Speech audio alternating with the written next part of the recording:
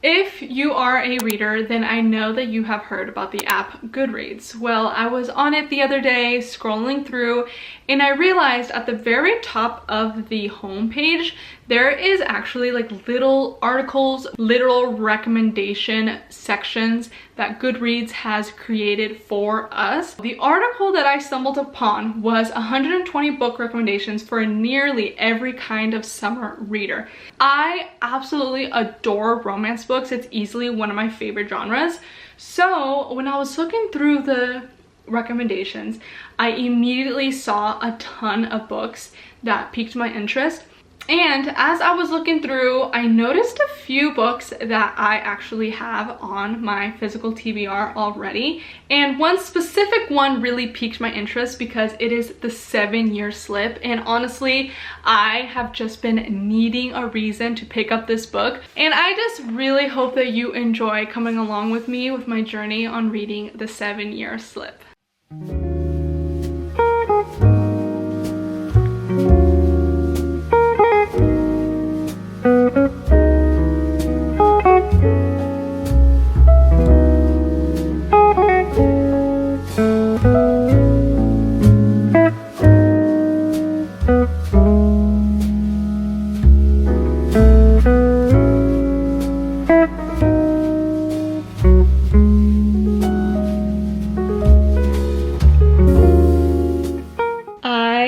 So happy and so excited to be reading The 7-Year Slip.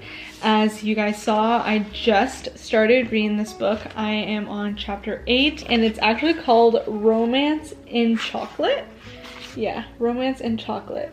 I'm already almost 100 pages through the book, which is really surprising because it doesn't feel like that much. I feel like the book is really fast paced. So I'm expecting the book to be a good old romance, but with some like magical realism. I think that's the correct way to say it, because there's some like time traveling aspect to it. And then this book is also talking a lot about like mental health and like mourning someone that you love and just like having to deal with losing them. I really want to make sure that I don't say any spoilers, because if I did, I would punch myself in the face if I said a spoiler. It's really cool because it's not just like a romance, it's more with the magic. But not only that, like I'm really liking the male main character because he's funny. I don't tend to like really like the male main characters like this much. Like I seem to be liking him more than I typically would. Now to some more reading, and I really hope this book is going to be a 5-star. I'm itching for a 5-star.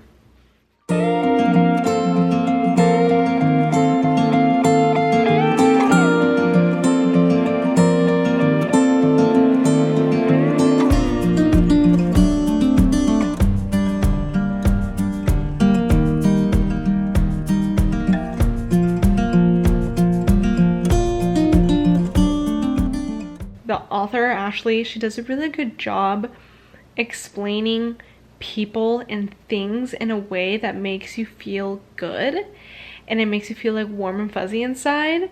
And she paints the picture so well to where you can like see it so vividly.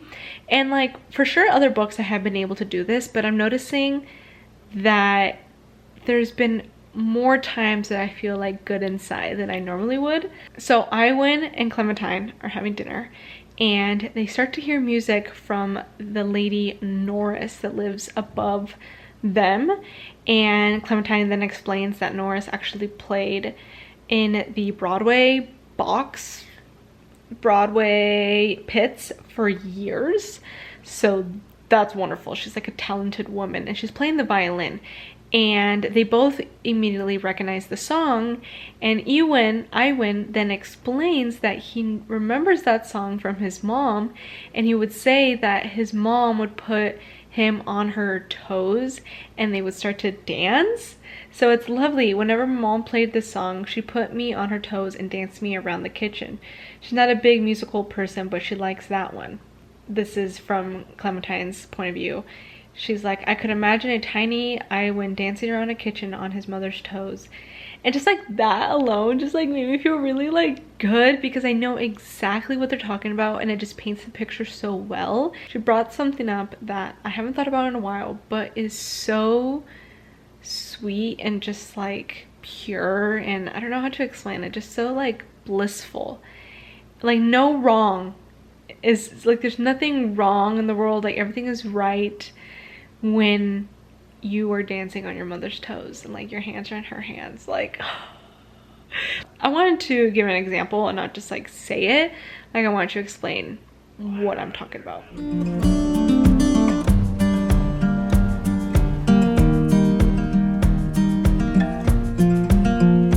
I am about halfway through the book. The nickname Lemon, I would have never known that it would make my heart flutter the way that it does. Why does it make my heart pound so? Like, I love it so much. It's so freaking cute. I've had those moments where I'm like, like 2-3 times already, and I am so excited to see how this book is going to go, because the love and the romance is so good. Why is this time travel romance like hitting my core more than like a typical romance? This time travel is out of her control, and if this would have been like a normal book, I mean the story would be completely different, because the whole book is wrapped around this out of control time change that's happening. It's so fun to read about, but there's also this like like this like yearning for it to be like normal, so these characters can like have a fair chance. But because there's this time slip, they have to like work through that. The way this man describes food and his love for food is so magical. Like that's the best way to explain it. Oh, it's so cute. It's so cute. So I'm so excited to get back into this world and just to read my little heart out. The sound of his nickname for me, like a piece of candy at the end of dinner, sweet and perfect. You know what I said after I read that? I love candy after dinner. I am a sweet girl. Literally, look what's behind you. Dark chocolate covered marshmallows and an empty bag of Tate's cookies. Lemon. It's like a sweet, it's like a candy after dinner, at the end of dinner, sweet and perfect. I'm gonna go get my highlighter. I love highlighting. Can you even see it because it's yellow? The sound of his nickname for me, like a piece of candy at the end of dinner, sweet and perfect. That's literally what it feels like reading it. It feels like I'm eating a cookie. I have finished the 7-year slip and I want to give you guys my review. I am in love with this book, and I feel like the more that time has passed, the more that I am in love with the book. I feel like I like to have my books marinate in my brain for a little bit, because I tend to have like different opinions, different ratings. And luckily this has been in a positive way, where I just feel more excited to talk about this book, but also I feel like I love this book even more. And let me tell you guys why. Also, I believe my rating will be like a 4.75. So let me tell you guys what this book is about, and to hope to convince you to read this book too. So our main characters in this book is Clementine and Iwin. This is based in New York City. And the main concept of this book is there is a magical apartment that Clementine lives in, where there is time travel in this apartment where they literally have no control over. It just happens. And every so often, every time she enters this apartment, Iwin from 7 years ago is staying in the apartment, because the apartment that it is owned by, Clementine's aunt, is letting Iwin stay there for the summer. I don't know if the way that I described it might have been confusing, but the way that you read it is not confusing at all. The book is amazing. So our main character, Clementine, is dealing with grief. There is trigger warnings that you should search up for this book, because I didn't expect for it to be about grief and loss and like emotional, but it did make me like the book that much more, because I felt like there was other things that we were doing but romance.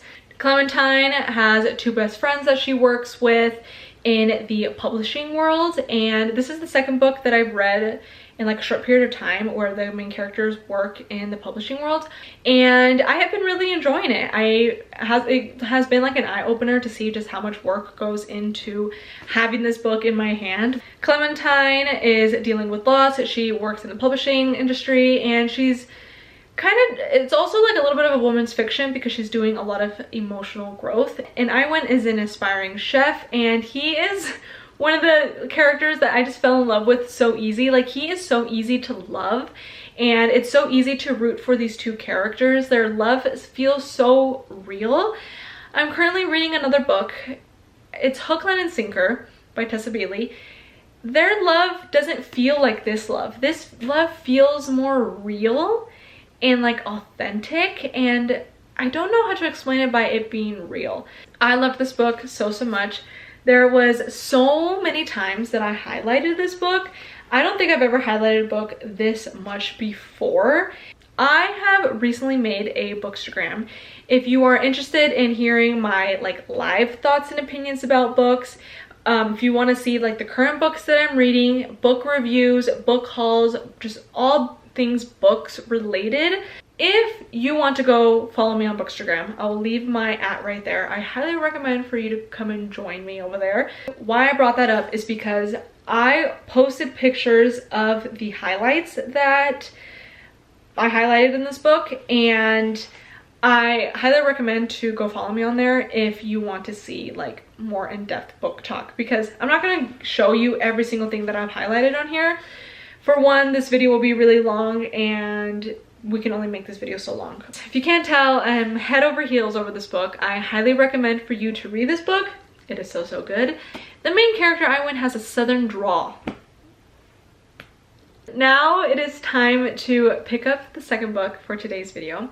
I literally have the image in my head, or like me scrolling through the Goodreads article, going through all the books that I saw on that article, and there has been one that's been sticking out to me like a sore thumb, because not only do I have it on my physical TBR over here, I have also just been really excited to pick it up because the third book in the series is coming out at the end of this month. So I want to make sure that I read the second book so that when the third book comes out, I can pick it up. And the book is Wildfire by Hannah Grace. This is the second book in the, I don't know what this series is called, Maple Hills, in the Maple Hills series. The first book is Icebreaker. I haven't had the best experience with hockey romance. I am slowly but surely making my way through the off-campus series, and I'm not like head over heels that series, and I wasn't head over heels over Icebreaker, but I did enjoy Icebreaker.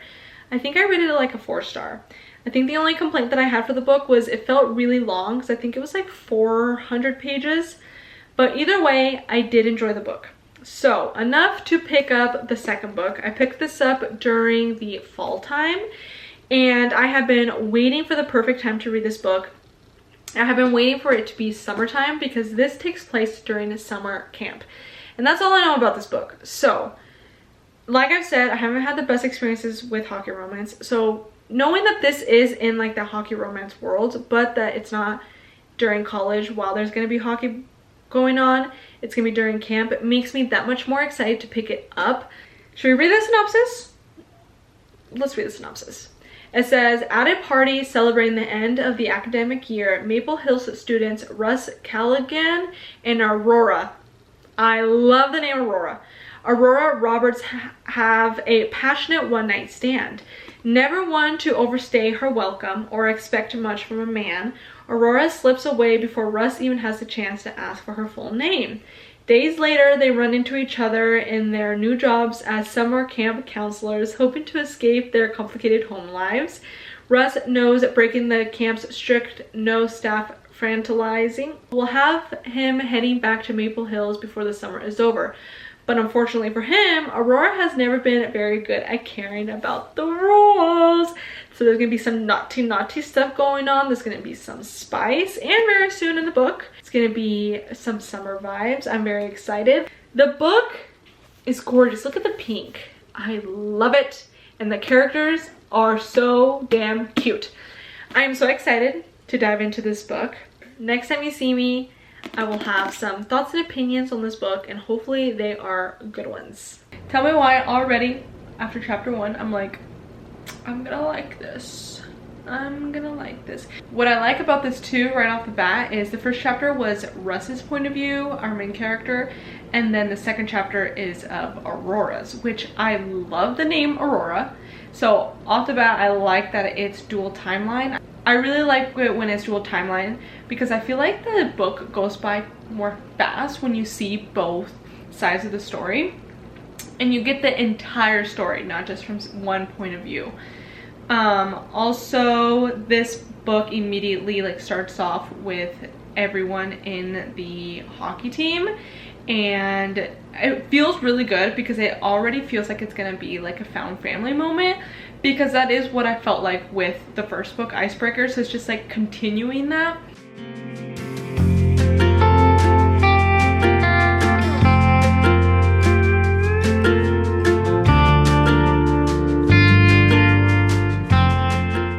I have some updates on Wildfire. I am a little bit past halfway through, and oh my goodness, I am enjoying this book so much. It honestly helps so much that I also have it on my Kindle, so I have been reading it whenever I can. And I actually feel like with the 7-Year Slip and now reading this one, I have been actually having some really good reads where they are grabbing my attention the entire time, and I'm like wanting to pick up the book when I can. And I feel like I just have been having a really good experience with the book. Not that I didn't enjoy Icebreaker, but I definitely feel like I am enjoying this book way more. I feel like I can easily rate this book like a 4.5 or a 4.75. I have really been enjoying Russ and Aurora. They are currently at camp as camp counselors for the entire summer. So for like 2.5 months, they are at camp. Aurora had actually been at this camp pretty much like her whole childhood. Since she was little, she has been going every single summer, so she has built a really good connection with a counselor there named Jenna, who I have been enjoying to read about. And Russ, on the other hand, has never gone to camp before. This is actually his first time ever going, and it's him being a counselor. And I have been really enjoying their chemistry between one another. I feel like it has been paced really well. Like it doesn't feel rushed. It feels like, even though in the very beginning of the story there was spice already, it doesn't feel like that's like the entire concept of the book. So also one thing is I just finished Hook, Line and Sinker by Tessa Bailey, and I didn't really care for the spice in that book, and I go back and forth between thinking, do I like spice, do I not like spice, because there has been books where I don't really care for it. But with Wildfire and Flawless and in the 7-Year Slip, I actually really enjoyed it. I wouldn't even say the 7-Year Slip has spice, but it was written in like a poetry beautiful way that it doesn't even feel like it's a spice scene, but it is. This is making me confident in the fact that like I do like spice, but it just has to be done in the way that I like it. And I have just been having a really good time with this book, and I hope that it just continues with the good old vibes. Both books that Goodreads has recommended me so far have been books that I have been really enjoying. With all that being said, I am about to go on a trip. I'm gonna go to the beach in Florida for a week, and I am so freaking excited. I'm actually gonna be leaving for Seattle in a couple of hours, but I'm gonna make a whole separate video of me being at the beach house. But I was bringing this up because I think I want to listen to Wildfire on Spotify on my 2-hour drive to Seattle, and then possibly finish listening to it, or at least just finish reading. I know I want to finish the book on the plane, so next time you see me, I will be on the plane finishing this book. I'm so excited.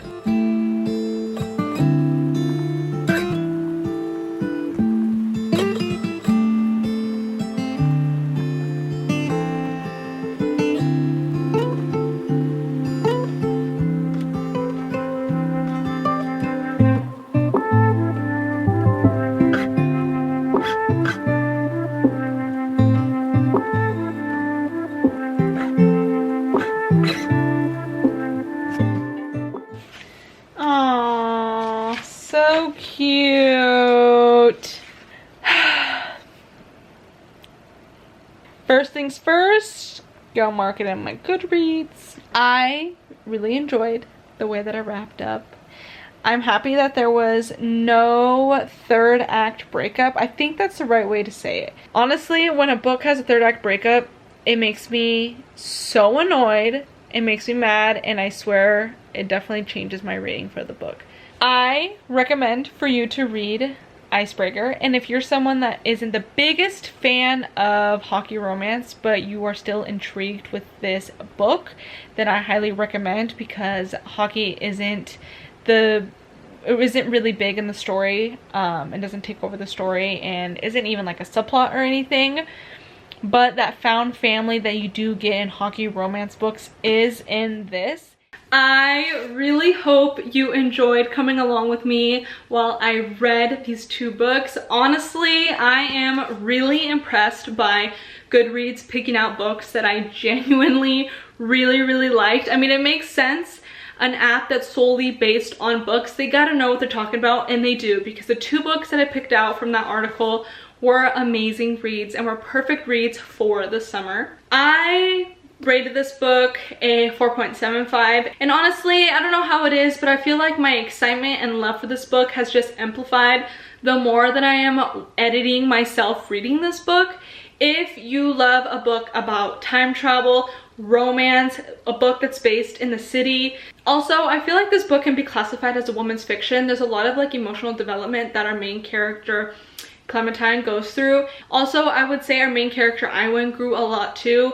I love a romance book that has more than just romance, where we're not just stuck on the story, we're also doing other things. Also, I really loved how Iwan was a chef, and the way that he described food is going to stick with me. The way that he talks about how chocolate is romance, it just hit my core and I will never forget it. I love it so much. And with Wildfire, I loved how this book was based during the summer and camp. The two characters also have a lot that they go through. They aren't like trauma bonding, but they are leaning on one another with their family trauma. And the found family in this book is just amazing. You are immediately thrown into like a warm, cozy, found family vibe with everyone in the hockey team and their girlfriends talking.